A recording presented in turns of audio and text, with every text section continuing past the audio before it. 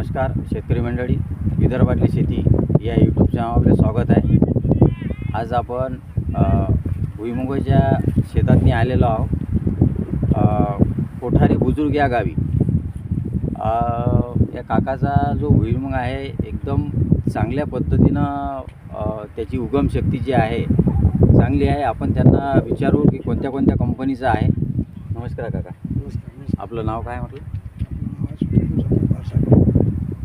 भारसागडे आहे ना. तर मला एक तुम्ही सांगा की हे जे भुईमुगाचं पीक आहे हे किती महिन्याचं आहे? भुईमुगाचं पीक 4 महिन्याचं आहे. 4 महिन्याचं. आणि कोणत्या कंपनीचा भुईमुग लावलेला तुम्ही? बरं. तर मला एक सांगा की याला जवळपास खर्च किती येते? याला जवळपास खर्च येते 30 ते 40,000 रुपये. 30 ते 40,000 रुपये एका एकराला. तर आता हे जे जमीन आहे तर हे जमीन तुमची भुरकट आहे. या जमिनीत चांगला उत्पन्न येते याचं का काळ्या जमिनीत नाही? नाही, या जमिनीत चांगलं उत्पन्न येते. हो, कारण हे भुरकट जमीन आहे. हो. याच्यातनं शेंग जास्त वाटते, म्हणजे चांगलं उत्पन्न देते. तुम्ही दरवर्षी पेरत असता का? मग दरवर्षी करत असतो. तर काय रिझल्ट लागते सरासरी तुम्हाला? 20 ते 25 किलो रिझल्ट लागते. हो, 20 ते 25 क्विंटल लागते. काय भाव असते मार्केटला याचा? मार्केटला असते 6-7. यावर्षी महाग आहे.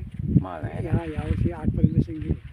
8पर्यंत गेली. तर सरासरी मला एक तुम्ही सांगा की आता अशा या पद्धतीने जर तुमच्या शेतातनी आज यावर्षी चांगला माल दिसू राहिला तर काय वाटते तुम्हाला, काय होईल यावर्षी? जास्त होईल का जशी? नाही, यावर्षी अशी माल कमी दिसते म्हणा. बरं. हा, यावर्षी मला वाटतं कमी होती लागेल असं का?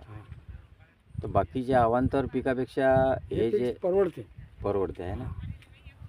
तर याच्या मागं आता हे जे बाया एवढ्या मोठ्या आता हे तंबू टाकून आता हे ठोकणं चालू आहे, तर याच्या मागं खर्चही समजा तेवढाच आहे. खर्च आहेच ना. रखवालीचं कसं आहे आता, हे गावाचे जी वावर आहे तर रखवाली टेन्शन नाही. बरं. हा, काही जनावरं डुकरं काही तकलीफ नाही याच्यात नाही, कारण हे गावाला लागू वावर आहे. असं म्हणा गावठाणच वावर आहे. हा, बरोबर आहे. आणि बाकी अवांतर लोकांना तर तकलीफ असेलच ना समजा. लोकांची तकलीफ काहीच नाही आहे ना. नाही, कारण जे शेजारी लोक आहेत किंवा गावकरी मंडळी लोक आज येणार झालं सकाळी रोड आहे. हा, तकलीफ काहीच नाही, जनावराचा काही त्रास नाही. काहीच नाही. तर आता तुम्ही दरवर्षी समजा याच कंपनीचा पेरत असता का दुसरा? याच कंपनीचा आहे. तर आता हे किती दिवसात हे पूर्ण तुमचं काढणं होईल? 2 दिवसात किंवा 3 दिवसात. 2-3 दिवसात नाही आहे ना. तर आता हे जे पालं वगैरे बांधलेले आहेत आता हे असे, तर आता हे दिवसभर मजूर काम करते का मग? हो, दिवसभर संध्याकाळपर्यंत. कारण तो भुईमुगाचा डब्याने दिलेला आहे. 30 का 40 रुपये डब्बा आहे, 50 रुपये डब्बा आहे. या नियमाने त्याने माल चेक करून द्यायचा आणि फाईल आणून तिथं मोजून द्यायचा.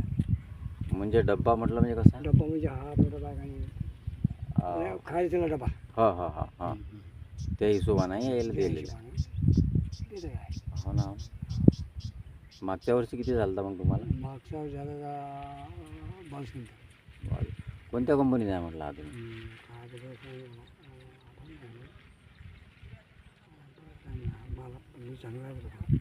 हो ना.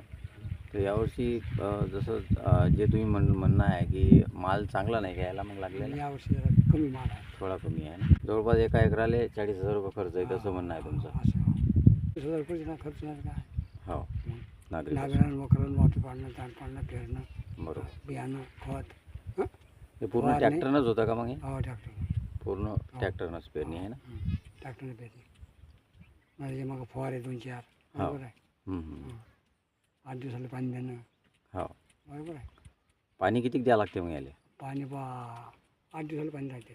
8 दिवसाला गव्हासारखंच पाणी द्यावं लागते? गावात काहीच फरक नाही का? गव्हासारखंच पाणी द्यावं लागतं. तो काढणीवर आल्याचं याचं म्हणजे समजते कसं आहे?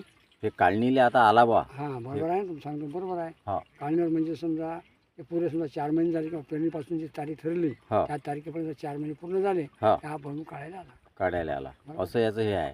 म्हणजे असं तुम्ही असं आपण त्याला उपटून वगैरे असं पाहू शकत नाही समजा? नाही, 4 महिने झाले. पूर्ण 4 महिने. 4 महिन्याचा कालावधी याले लागते, पूर्ण लागते. आणि त्याच्यानंतर आपण उपटणं चालू केलं चालते समजा. म्हणजे याचं एक ते हेच आहे समजा, 4 महिन्याचा कालावधी पाहिजे याला. 4 महिने कालावधी.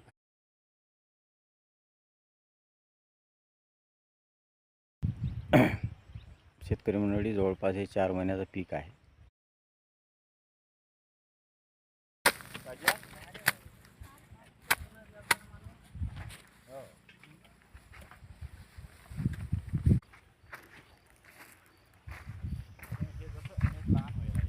जमलं नाही जमतेच ना